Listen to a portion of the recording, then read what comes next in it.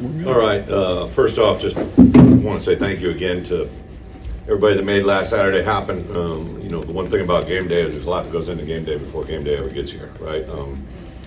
From ticket sales to all the things that go on around the stadium, from parking to taking care of the stadium to event management. So many things that I know I don't see, but you guys or the fans see it on a daily. So there was a lot that went into it. I text Josh and a big group of his people. I just wanted to say thank you again. Like, those moments are very special. Obviously, wins help, but when they enjoy the experience and they can go home with a smile on their face and the way that they're treated and taken care of as fans, I think is a very, very special thing. So say thank you to that again.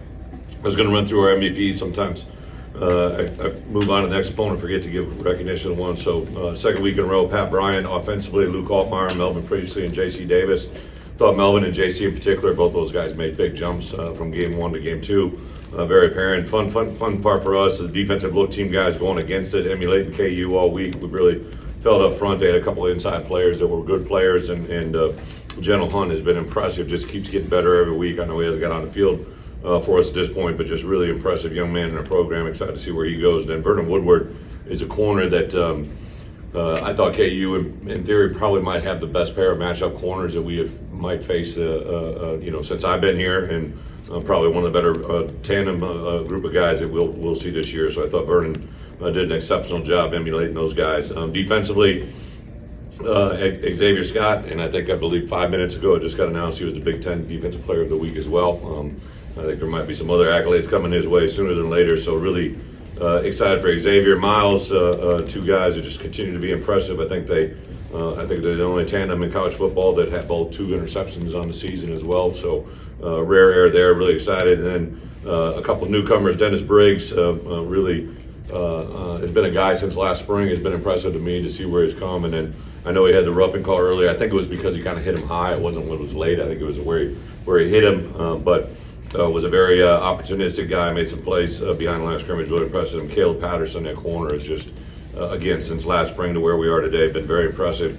Offensive look team guys, Trey Petty, again, just a very, probably a different quarterback prep than it was against Eastern Illinois, but he emulated and did a really good job of showing us exactly what we thought KU's quarterback would do, and did a really, really nice job all week doing that. Eubanks, also an offensive lineman, has really continued to get better for us every week, and an exciting guy to be around. So those two guys were look team players. Special teams MVPs, James Kreutz. James is a 4-4 guy for us. James starts on every special team. He's got a lot of reps on the line of scrimmage, but had 3 tackles and 10 reps on special teams on punt cover and kickoff coverage. Was a force to be reckoned with. And then also David Olano, just 3 field goals, right? Just the execution of that. Obviously the snap, the hold, the protection have all got to be there, but really, really impressive. And then Tyler McClure, who's a young man, a lot of you guys know him from the Champaign area, just continues to do great work every day. Super excited. He was our special teams look team guy as well. So with that being said, I thought our guys turned the page yesterday. So on Sundays, we come over here, we basically put the game to bed, try to take advantage of the teachable moments, offense, defense, special teams. I have a short presentation, do a lot of the MVPs, and talk about some big picture items. And we usually take a break. We have a victory meal tradition here on Sundays that is pretty awesome. I think our guys took full advantage of that, and we bring them back and kind of just turn the page. Jumped into Central Michigan, obviously a 1-on-1 football team that 2 different games for them, overall, but have a tremendous amount of respect for, again, a head coach that I know fairly well. Guys that are on that staff I've known for a while. Coach Akey, their D coordinator, had been a guy that I got to know back in the day when he was at Idaho. Just really impressive staff. I think they do a good job overall. I know they'll come in here ripping and roaring. They play big time opponents every year, and obviously this is a third step for us, a home game. We knew out of the gate that we're going to have 3 home games before we go on the road, and this is that last step in this road. So I think our guys will take the challenge very, very personal this week, and I'm excited to see where they can go and move on from. So with that, open it up. Aaron talked about the key, the outside world is going to heap praise on them. Yeah. For you guys to rein them back in. What's the key to that for a team to kind of flush that? You know what? I do think this team, since last January to where we are, they show me they have an edge. And then, to be completely honest, probably one of the most refreshing things for me on Sunday. Again, Bret and Dan do a good job. They send me quotes from our players, and several guys, even new guys. Zakari had a comment about, hey, we'll take this film, we'll watch it and flush it and move on to our next one.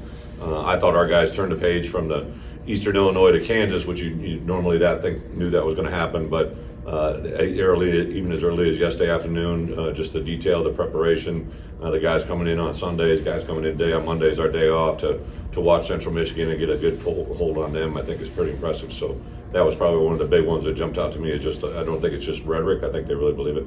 We talked about the defense playing with an edge on Saturday. Like, what gives them that edge? How do you see that play out? I give a lot of credit to Josh Kreutz. I let guys get up and talk in fall camp, and Josh got up and talked about playing with an edge. And while he was giving his talk, I think everybody in that room responded because they know that's how Josh plays.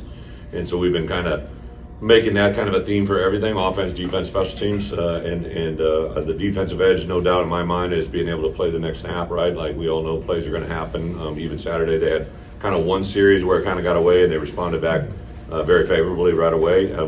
I told him yesterday, one of our keys for the entire team was to play complementary STD, what we call our STD, TSD, tough, smart, dependable edge, right? And I think the big thing for us defensively was sometimes when things aren't going well, complementary football isn't how well the offense plays or the special teams, or vice versa. If the offense isn't doing well, have a defense make a play. It's sometimes within a unit where a player makes a play, right? So Xavier Scott rallying that, pick six, right? Xavier Scott, pick six. Miles Scott with another red area interception, right? Just made it a tremendous break on the ball. Sometimes those complementary moments come from one player rising up above the moment and putting the unit on his back, and that's exactly what happened. I tell you, a critical play for me, this is the second week in a row where, we put Mac Mercedes back there. The punt returner has had zero issues last spring, all fall, right? And we gave him another opportunity this week. So where that goes this week, I don't know. But I will tell you this. We commonly talk about is not what happens, it's how you react to what happens. And to have a young man drop a punt deep in our territory, and he fought his tail off to get that ball back, right? There's a swarm of KU players that are going to be all around it, and he came out of that pile with the ball, which obviously was a tremendous point for us to not only give up points, but also to put that ball on a 20-yard line. So again, a really bad moment where someone can feel sorry for themselves or respond and have the proper response. And his proper response within a split-second reaction was absolutely phenomenal. Brett, you mentioned it after the game on Saturday, but their stats, I know it's only 2 weeks, but Luke's on deep balls is one of the more efficient guys in the country on deep throws. Is there something, Barry has said he's always felt like he was talented in that regard, but is there something different that you're seeing from last year to this year on that? So one of the things that happens a lot as coaches, and then I would say this is probably more of an NFL thing, and I meet with the scouts every day, is they like comparables, right? And they who are people like, and the one thing I've always said about Luke since I was first around him,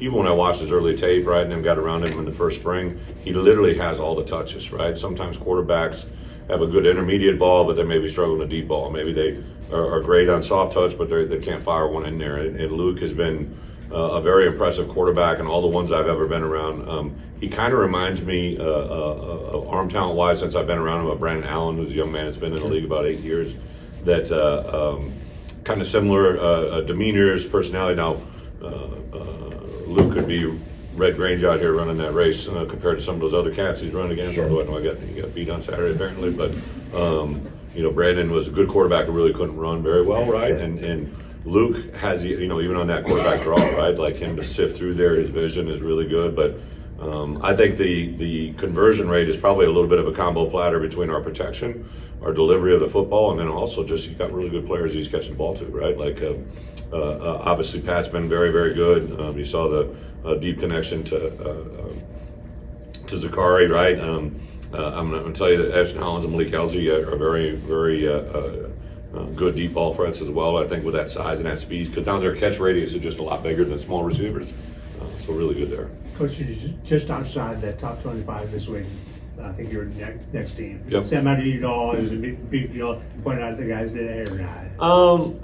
I didn't. The only thing I pointed out was the guy that locally votes for us voted as 24, right? Most people that are around programs vote their home team up really high, right? That's something that happens, Who right? does that? Who's the voter? But I think the great thing, right, there is just, you know a lot about us, right? And I think the part you should do, right, is champion the moment for all of us, right? Like, I know it happens commonly amongst other places. I've seen it happen at 3 different places I've been at. So when your only vote matters, like I'm just asking, yeah, well, I'm just telling you, right? Like, I'm not asking for votes. I'm just telling you to vote with what you know.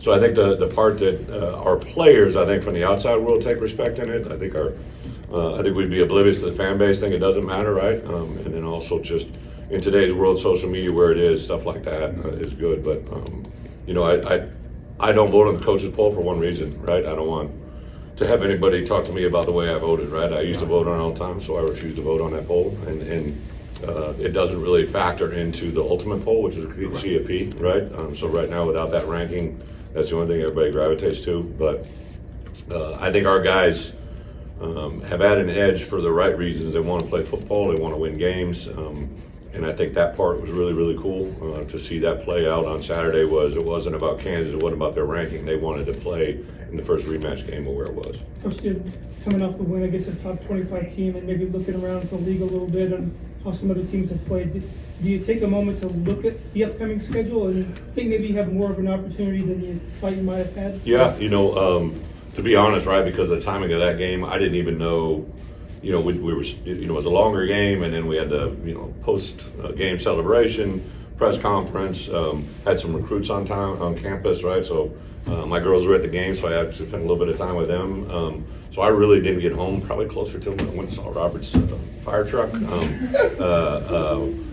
So it was like 12, I think it was like a little after 12, but I got to see the last phase of the Oregon game, right? And then I flipped on my phone and started going through scores, and I raw, you know, last time I heard the Iowa score, I thought they were up, right? I saw a little bit of the Penn State game just because we had sat around in the hotel. I'd watched the Northwestern game the night before, so we always pay attention to what's going around us, right? But on Sundays, I usually take a moment with our team to kind of just talk about what's in front of us and what's ahead of us, right? And I wouldn't say I would paint a picture like what you're saying, but I do think our guys understand the moment they're in. You know, to be a 2-0 football team here at Illinois out of the gate is an awesome feeling. The chance to play a homecoming game against Central Michigan, hopefully get that crowd back to a similar state, right? Like whatever number ends up showing, I think they'll be excited. It'll be 11 o'clock kickoff, which will be the first one for us this year, so I know that's a challenge for our guys, but a lot of things to be excited about. Is there extra recruiting after a win like that, Brett, on Sunday? Well, you know what was unusual is just on the field, right? Like I had guys come up and grab me, and like first year little, you know, my family was out there, so I was kind of, my little one was a little bit rattled. But then I just, you know, like I know one 2026 offer grabbed me on the shoulder, right? And I saw him and his dad, and because of the timing of our game, I come to the stadium about 2 hours and 15 minutes ahead. I met 3 2026s that we had offered that were pretty prominent kids in our recruiting process. But there was probably, I think, nine total 2026s that were here with offers in their hands. We had several committed guys that I hadn't been able to see, and to see a lot of them out there on the field was pretty cool. And then, yeah, my phone was busy on Sunday trying to hit those guys up. And also gotten a couple calls since that time too, right? That you know, people that were maybe not feeling the same way about Illinois maybe 6 months ago. But you guys did a little shuffling minimally on the right guard position on Saturday. What are you seeing from the interior of the line, and what are you guys trying to sort? Well, really, Zai, since he's been here, we've rotated guys in at that position. So, you know, I'd say the Eastern Illinois game, because of the way it flowed, I wanted to stress our ones. I didn't let our guys. I didn't want them subbing out. I wanted the guys that started the game to start the second half. I wanted to go a couple series. So there was probably a little bit of that game was different from what you'll see in the future. But I think we wanted to rotate guys in at right guard. I think as a whole, that was the only position on the offensive line that we had that planned in. It kind of happens naturally of almost all other positions because D linemen sub all the time. O-line is one of those really rare breeds where if you really want to rotate, you probably have to have a pre-thought rotation. And I think you'll see more of that, especially at the right guard, maybe a little bit at left guard, and see where it goes. But super excited about the growth of that line, and I thought Zai played a lot better game than he did the week before too. You know, it was a sold-out game, comeback victory. As a head coach, do you ever really rank this win? Like, was this one of the best wins you've had at Illinois? It's the latest one. They're all really good. Like I mean that with all due respect. Like anytime you get out on top and get away with a W, I've said in the past, like a very wise man I grew up under always told me to celebrate all the ones you get on the right side of, right? So I definitely felt good about that. I think the teachable moments are so much more realistic and better heard on wins, right, than losses, right? So one of the things I really stressed to my staff, because we got a lot of new people in the room, but I was very proud of our staff, right? On that rematch game, defensively, Aaron and that defense staff, I thought offensively to come back and respond. We started off kind of on fire, had that takeaway early to kind of put us into a lull, and then to have the response in the second half was awesome to watch. So I really wanted my staff to hear me on, hey, we've got their attention. Let's take care of these teachable moments, right? Because there was a lot of things on film that we need to clean up and that our opponents will see. So as far as rankings, they're all pretty good, man. To get a win at home in front of a sellout crowd, I realize that's a big deal here, right? And very opportunistic. I saw some of our best donors, right, and some of the people that are very critical to our success here had a lot of. I can't even. When I turned on my phones, I didn't even try to respond to anybody that night, just because it was so many people reaching out, which is awesome. But again, people remove the wins are obviously a very, very good thing, but it's the experience of that day that really makes fans for a lifetime. And for Josh and I, we've always said sustainable success has got to come through repeated behavior, right? And this is a big step in that direction. You have any personal history with Central Michigan or with their coaching staff? No, I hired a head coach once. Dan Enos was the head coach at Central Michigan, and I hired him as my offensive coordinator at Arkansas. Jim and I, back when he was head coach of Florida to where we are, have really just kind of crossed paths in that regard. It's kind of same temperament, same personalities. A great dude, and I know several coaches on their staff. I've got great respect for anybody in the MAC. I called Thomas Hammock on the way home Saturday night. My wife and I love Thomas. Thomas was with us for a long time at Wisconsin. Another one of our former coaches doing an unbelievable job, right? Like he and I have always kind of had good banter, so I called him and he didn't pick up, so I sent him a text. I said, okay, big timer, right? And then he called me and he could barely talk, right? So I know that was a big moment for him. A lot of respect for the guys in that conference, just overall, that conference, that division of football has just been one of the best in college football, sustainable. From an injury standpoint, did you guys get out of that? Yeah, got out pretty healthy. A couple guys popped up on Sunday. Don't foresee anything that's going to change our math. Overall, there's one guy that's a little bit in question, but I do think Goda could be back with us on Saturday. T. Strain, who had been a guy that projected to play a lot of snaps for us, he was cleared. I think he got cleared on Wednesday. We felt good about it, but I just didn't really want to go. And then we played well and whatnot. So he did get on some special teams, so he'll be back there more and more. Along those lines, Caneno was such a big part of what you guys did defensively last year. I just don't feel like we've seen him in that regard. Like, is he fully back? Yeah, he's fully back. He got cleared really literally right about before we started fall camp. I think Caneno would be the first to tell you, like, he's literally one of the best DNA guys in our building, right? Just like he believes and loves the game, the way he's trained. I think I go back all the time to when I first called about him in recruiting, and coach said, like, Bret, I don't know exactly what he's going to play. I just think he'll play, right? And developed in our program so good. I think that injury was just a very intense injury, and he's back, and I know he's cleared, but it's probably not quite the same at this point. But he's doing an incredible job for us on all four phases of the kicking game. His intentionality is awesome. He shows up every day to practice. We have played Saturday a lot more defense with two linebackers on the field, and he just because of the timing of when he came back, Ryan Mead taking advantage of the opportunity. Ryan's playing his best football. Dylan Rosiak is playing at a high level. Cruci had done a really nice job. Malachi Hood had done a nice job. So really, just to get out there and take advantage of the moment, there haven't been a lot of them out there. I think we only played, if I'm not mistaken, the Eastern Illinois game, we only played about a half a dozen snaps with two linebackers on the field. So the chances just really haven't been there. Dating back to the Northwestern game, Miles Scott's got an interception in 3 straight games now. Do you use him as maybe an example now? If you're approaching position changes, somebody's like, we're doing this for a reason, we see this could be something good for you. Yeah, I did it actually in our opener because he intercepted one against Toledo, ran back for a touchdown, right? So I've used examples of the past, right? Guys that played multiple positions in high school. My only regret with Xavier is I didn't do it the spring before, right? Like, I mean, I just think he built a skill set there that was really impressive and excited for us. And now you're seeing the benefit of just repeated behavior, right? Like Miles, now he just looks different, right? I saw him, he hollered at me when I was going into an academic Zoom this morning at 11 o'clock, and I heard somebody yell, but I didn't think it was Miles because I saw him, and then I turned around and, man, he just looks like a defensive player now. He's thicker, he's stronger, he's athletically, just got the look of a DB now. I think he's fully done the transitional switch and made the official crossover. I'm going to my XM radio content this morning. I'm trying to get these guys a little promo. What did you see from the run game to get that going moving forward? You want to see whether it's Well, again, I think I see a lot of talented guys. Obviously, I'm sure people were surprised at the end of the game to put Khalil Valentine in there, but I went in and actually gave Thad a handshake hug on Sunday morning because he's the guy that made that decision to put him in that moment. And I think when you have position coaches that have the confidence to do that, speaks volumes, right? Like, I'm not saying I won the game, but that was he kind of came in and did something a little different there that gave us a couple of first downs. But on the flip side of it, you're right, I believe one of the crucial plays in the game was a 3rd and 9 conversion to Caden Fagan as a run. I don't think people probably had that one on their bingo card, right? Like to get a key conversion on a 3rd and 9, basically the 4th read for Luke to get that. And then Caden, he was short of the sticks. Caden leaned over and got it.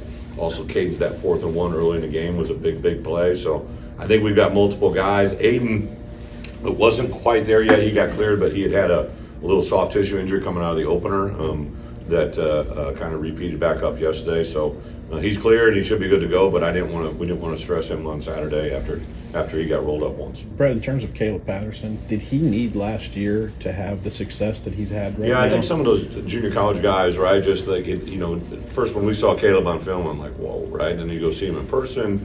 And I remember I walked in the door and saw him physically, and I'm like, whoa, this is longer than I'd actually thought, right? And then, but I think sometimes when those and again, he was a full academic qualifier, right? So we put a lot into finding junior college kids that are full of high school qualifiers, just because I know you're dealing with a person that can be successful here at Illinois. And I thought he might come in and play, but after a while you could see he had the confidence. It was a big turning point for him last year. We put him in as a guy that defended their flyer, right, on the punt team, which is probably one of the toughest draws to play in college football, to be quite honest. Put you on an island and defend a guy that, was running full go at your punt with a ball in the air. He did it unbelievably well.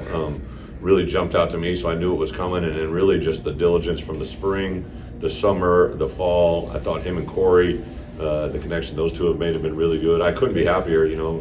Torrey Cox played another pretty good game as it goes. I know T. Brooks didn't get in, but T. Brooks probably had his best week of practice out there to put himself in a position, hopefully, to be there. Jaheim Clark had his best week of practice. So now we got 3-4 corners that you feel comfortable with, and that's good. And that's taking Xavier out of the mix because we were going to play T-Strain inside. But Xavier just continues to, I can't say enough about that young man. Like, he's just opportunistic, tough, intelligent. Really impressed with who he is and where he's becoming. I think that allows those other guys to play well around him. Is it tough to move him off that position given what It is. Actually, when T-String got dinged up that day at practice, I literally told the defense staff, and I told him, you talk to your wife a lot, right? So I said, should anybody get hurt today? I said, actually, we have a guy get banged up during fall camp. I said, but this might be the best thing because I actually think Xavier might be our best, might put our best DBs on the field, right? To have him in the lineup as a star and to have those other guys at corner. So I'm excited where it's going, but I do think depth is a really good thing. Your defense has caused 8 turnovers in the first 2 games, only giving up 17 points. What have you seen from Aaron and then these first 2 games in the year? I think they're just opportunistic. I said, I think after the game, CTO, TTY, catch the ones they throw you, and our guys have had a couple thrown to them. They're making incredible breaks. I mean, Miles Scott again. It was a cover 2, actually a bust to the field. It should have been 2 deep safeties there, and then he just read it, baited it, and then drove himself into it. Xavier, just to hear him talk about it, but also what you see. So I showed the team a lot of times defensive plays are missed by that much, right? Like just that much, and it's usually when they see something they don't totally trust and believe it to accelerate as fast as they need to make. And Xavier Scott saw that one. He knew what we were playing, which put him in a perfect. The call literally put him in that position to make that play. But it's one thing to be in the position, it's another thing to do it. And he pulled the pin, ran, caught it at its highest point, and then obviously accelerated it. Didn't love his post-game celebration, which we had a comfort about. Also had a come to Jesus moment about his video capabilities in the locker room, which we don't need any film producers in this market. It was so ironic, right? The week before, I was sitting at home because we played on Thursday night, and I saw these Instagram live things happening with locker rooms. And I went to Brett Moore and Pat Pearson, and I said, hey, if any of our guys ever done this, I've never seen it. I've never been on Instagram in my life. And they're like, Coach, we haven't done it. And I literally put it on my list to cover on Wednesday or Thursday with the team. Just kind of got caught up in the moment. I didn't really want to be a negative Nelly, so I'm like, okay, well, I'll go ahead, and then bingo, right after the game, right, that one popped up. So it should be a quick curtail to that moment, I think. But also, it's fun to see our kids grow. It really is. But you mentioned on Saturday, like, obviously Zakari fit a need for what you guys wanted roster-wise, but you kind of alluded to you guys fitting a need for him in his career. So what's the value of that when those two things? You know, Zakari, I mean, I know you guys, he doesn't really love it. Even when they came up to me and said, let's put Zakari in a press conference, I go, does Zakari want to go to the press conference, right? Because sometimes he doesn't want to talk. But I thought I saw him last week step up his game in preparation. I know I witnessed it, right? And then the way it kind of unfolded in the game, and I knew that early touch or that early turnover. I do want to talk about ball security, right? Because I think that's something he can improve. One of our goals this week is everybody to improve individually, including me, right? So one of the things I'm going to really challenge him is the things that are going to prohibit him from being the maximum him, right? Because he's got incredible talent. That sideline toe touch is special. I mean, I know the vertical one-hander. I've seen him do that, several times already. But that one on the sideline, to have that, you saw him look, put his feet, to have that ability to do that, that's not a natural thing, right? Even in our wide receiver room, there's probably only a couple guys that can pull off that play, right? So, and to give a lot of credit to Luke, but any ball that Luke can throw, I think in realistically without having someone in his face, like when he's in the pocket, set himself, and even on the move, that was a throw to his left. Like you throw that's Aaron Rodgers stuff, right? Like I'm not saying Aaron Rodgers, but like one of the things that was tough to defend Aaron Rodgers was his ability to escape to his left, right? And as a defensive unit, you always know escape to the defensive left, to their right is always a big deal with right-hand quarterback. When you got a righty that can throw going to his left, that's Mount Everest error. That's rare error. That's just not a common thing. Coach, it's homecoming. Is that an opportunity to visit with some former players? How important is it to keep those guys in the Mikey Dudak is our guest captain, I'm excited about. I remember playing against or coaching against him, and then I met him at a function. I'm just like, man, this kid's going to be a guest captain. This is great, Mike Dudak, right? So I call him, and I'd actually contact Kurt Kittner. Kurt was going to try to do it, and then Kurt's coaching his son, so his youth football schedule got in the way of him being guest captain, but we'll get him back sooner than later. So I called Mike, and I know him, but I don't know him well. And I said, hey, would you be interested in guest coming? He goes, yeah, I've been kind of waiting for this call. I'm like, oh, that's classic, right? So I took the zinger. But homecoming is great for everybody else, right? Like, I'm telling you, another must ticket. If you can see Justin Moore Friday night, that's a good buddy of mine. Literally one of my favorite people in this world. I won't be able to watch him. My wife, I'm sure, will go take in some attendance. But Justin on Friday night will be a great start to the homecoming weekend. We had the tradition on Sunday, which my kids love it. Like, we went to dye the fountain orange on Sunday morning, and was absolutely awesome to see that experience again and see all the people after the run. I think the homecoming world is great for alumni and fan bases, but I don't think as a player, I don't know if there was homecoming, right? Like, you just don't experience it. But it's definitely being talked about from the outside world. So we made our guys pay attention to it. Luke has had a clean sheet on the turnover side, no interceptions. Is his decision-making taken even another step since last year? Luke's, obviously everybody's going to go back to the Penn State game, right? But Luke's comprehension and understanding of football is at a high level, right? Like, so we have meetings where it's just kind of me. Barry's in there sometimes, but then we have a one on Friday where it's just me and the quarterbacks, and I let them have the clicker, which means he has the remote, right? So he's running through plays, and Luke's ability to speak with confidence and volume, and then it's kind of fun to watch the other quarterbacks speak to Luke, right? And what we got going on in that room is really pretty awesome. And I think, Luke has the ability to understand where things are, how they're going to play out. He really, whenever I've talked to that young man, even going back to last year when it wasn't great, like, he tells you what happened. He isn't like hypothetically guessing. He's not like saying, hey, I saw this and I did this, right? Like, he tells you what it is, and his response and his ability to make the most of that moment is really, I think, changed. That's the biggest differential from last year to this year.